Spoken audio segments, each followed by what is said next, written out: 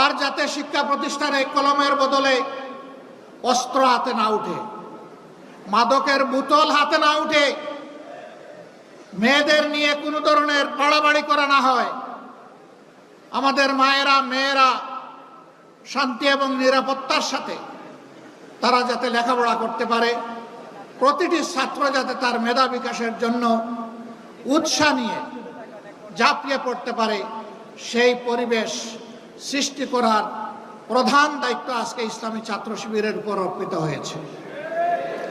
আর ছাত্র শিবিরের জন্ম হয়েছে এই জন্যে যে এরা জাতিকে চরিত্রবান, দেশপ্রেমিক, মেধাবী, আগামী দিনের নাগরিক এবং কারিগর তৈরি করে জাতিকে উপহার দেবে।